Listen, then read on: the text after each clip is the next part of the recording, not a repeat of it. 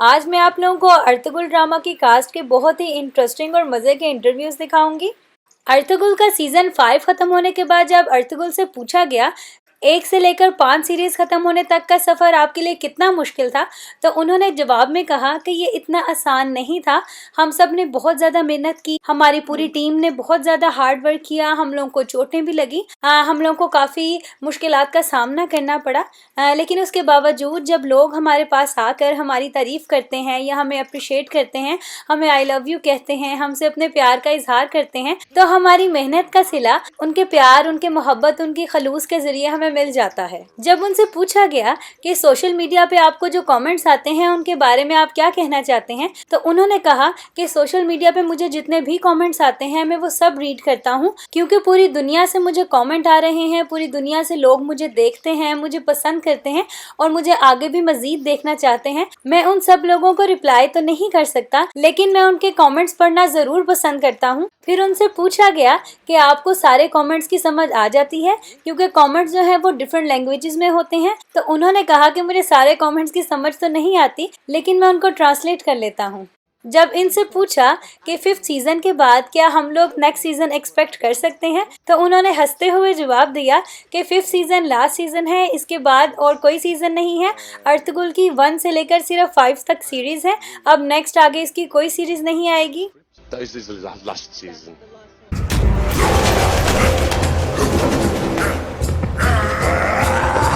नोयान का character villain का character है, जो कि आपको सीज़न 2 में देखने को मिलेगा। सीज़न 1 में नोयान का कैरेक्टर नहीं है। जब इनसे पूछा गया नोयान के कैरेक्टर के बारे में, तो इन्होंने बताया कि जब मुझे इंटरव्यू के लिए कॉल आई, तो मैंने स्क्रिप्ट पढ़ा और मुझे वो बहुत अच्छा लगा और इंटरेस्टिंग लगा, तो मैंने कहा कि हाँ, मैं ये रोल प्ले कर सकता हूँ। उसके बाद 2 महीने तक हमारी ट्रेनिंग होती रही और उस ट्रेनिंग के लिए हम लोग सुबह 8 बजे निकलते थे और 9 बजे हम लोग फार्म पे पहुँचते थे। पूरे घंटे का सफ़र तय करके हम लोग ट्रेनिंग के लिए जाया करते थे, रोज़ाना 2 महीने तक के लिए। और हलीमा बताती हैं कि शूटिंग इसलिए भी मुश्किल थी क्योंकि हमें उसमें घुड़सवारी करनी थी, हमें तलवार साजी करनी थी और हमारी प्रोडक्शन बहुत बड़ी थी और हमें ट्रेनिंग के लिए जो लोग दिए गए थे वो बहुत ही ज़्यादा प्रोफेशनल थे और हमारी जितनी भी ट्रेनिंग हुई है वो बहुत ही हाई लेवल पर हुई है। और मैं अपने आप को बहुत ज़्यादा लकी समझती हूँ कि मैं इस प्रोडक्शन का हिस्सा रही हूँ। इसकी वजह से लोग मुझे बहुत ज़्यादा पसंद कर रहे हैं, मुझसे बहुत ज़्यादा प्यार कर रहे हैं और पूरी दुनिया में मेरे काम को बहुत ज़्यादा अप्रिशिएट किया जा रहा है। लोग मुझे मेरे असली नाम से ज़्यादा हलीमा के नाम से जानने लगे हैं और मेरी फ़ैन फॉलोइंग भी बहुत ज़्यादा तेज़ी से बढ़ रही है। और जो मेरे को स्टार थे उनकी वजह से मुझे बहुत ज़्यादा हिम्मत मिली, ख़ास तौर से सुलेमान शाह की वजह से। उन्होंने मुझे बहुत ज़्यादा मोटिवेट किया और शूटिंग के दौरान मैंने बहुत ज़्यादा लॉन्ग टर्म और अच्छे फ्रेंड्स बनाए हैं। तो मैं अल्लाह का बहुत ज़्यादा शुक्र अदा करती हूँ कि इन सीरीज़ की वजह से मुझे बहुत ज़्यादा फेम मिला है और मुझे बहुत फ़ख्र महसूस होता है कि जिस ड्रामे में मैंने काम किया है वो हमारी हिस्ट्री का इतना अहम हिस्सा है। जब उनसे पूछा गया कि क्या शूटिंग के दौरान आपको चोटें आती थीं, तो अर्तुगरुल ने जवाब दिया, बहुत दफ़ा मुझे चोटें आती थीं, लेकिन ज़्यादातर मुझे चोटें हाथ पर आती थीं क्योंकि मेरा काम तलवार से फाइट करना था और सेट पे कुछ लोग ऐसे भी थे जिन्हें बिल्कुल तलवार चलाना नहीं आता था, तो उनको मुझे सिखाना भी पड़ता था और उनको सिखाते सिखाते मेरे हाथ भी काफ़ी ज़ख्मी हो जाते थे और मैं काफ़ी दफ़ा ज़ख्मी हाथों से भी अपने सीन शूट करवाता था, लेकिन मैं किसी को एहसास नहीं होने देता था कि मैं कितना ज़्यादा तकलीफ़ में हूँ, क्योंकि अर्तुगरुल का कैरेक्टर इतना ज़्यादा पावरफुल था। तो जब मैं शूटिंग स्टार्ट करता था तो उस कैरेक्टर से मुझे इतनी ज़्यादा स्ट्रेंथ मिलती थी कि मैं अपनी तकलीफ़ भूल जाता था। अर्तुगरुल बताते हैं कि सेट पे फ़नी बात ये होती थी कि प्रैक्टिस के दौरान मुझे एक आदमी को 20-20 दफ़ा मारना पड़ता था, क्योंकि लोग प्रैक्टिस के लिए कम होते थे।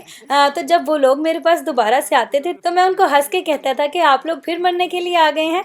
तो उसका ये फ़ायदा हुआ कि मैंने जो सीखना था वो तो मैंने सीखा ही, लेकिन साथ ही साथ उन लोगों ने मरने की एक्टिंग भी सीख ली, जो कि मुझे बहुत अच्छा लगा कि मैंने उनको मरने की एक्टिंग सिखा दी है।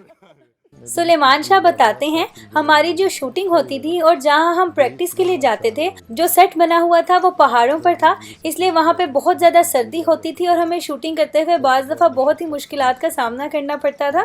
सुलेमान शाह का करैक्टर जिस तरह से दिखाया गया है उसको दिखाना बहुत ज़्यादा ज़रूरी था, ताकि हमारी आजकल की नस्लों और हमारी आने वाली नस्लों को पता लगे कि हमारी हिस्ट्री में कितने पावरफुल करैक्टर गुजर चुके हैं। Gönüllerimizi imanla dolduran Yüce Allah'ın 99 adıyla.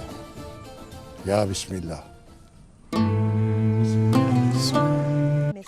Haima भी यहाँ पे बता रही हैं कि मेरा कैरेक्टर देखने में तो एक हाउसवाइफ का है, लेकिन ज़रूरत आने पर वो घुड़सवारी भी कर सकती है, वो तलवारें भी चला सकती है, वो अपने दफा के लिए लोगों के साथ लड़ भी सकती है। तो मैं समझती हूँ कि आजकल के दौर में भी औरतों को बिल्कुल इसी तरह से होना चाहिए कि ज़रूरत आने पर वो मुकाबला भी कर सकें और अपनी फैमिली के लिए दूसरों के साथ मुकाबला कर सकें और अपने सेल्फ डिफेंस और अपने दफा के लिए वो लोग फुली ट्रेंड हों। शूटिंग के उस माहौल में रहकर इन सब चीज़ों को सीखकर मुझे अपना आप बहुत ज़्यादा पावरफुल महसूस होता है और मैं समझती हूँ कि आजकल की औरतों को भी ये सब चीज़ें आनी चाहिए। तो मैं समझती हूँ कि आजकल की औरतों को भी ये सब चीज़ें आनी चाहिए, ये बहुत ज़्यादा ज़रूरी हैं। तो आई होप आप लोगों को मेरी वीडियो अच्छी लगी होगी। अगर आपको मेरी वीडियो अच्छी लगी है तो मज़ीद इस तरह की अच्छी वीडियोस के लिए और इनके एपिसोड्स की उर्दू ट्रांसलेशंस के लिए मेरे चैनल को सब्सक्राइब कर दें, ताकि नई आने वाली वीडियोस और न्यू एपिसोड्स आप लोगों को टाइम पे मिल सकें। Thanks for watching.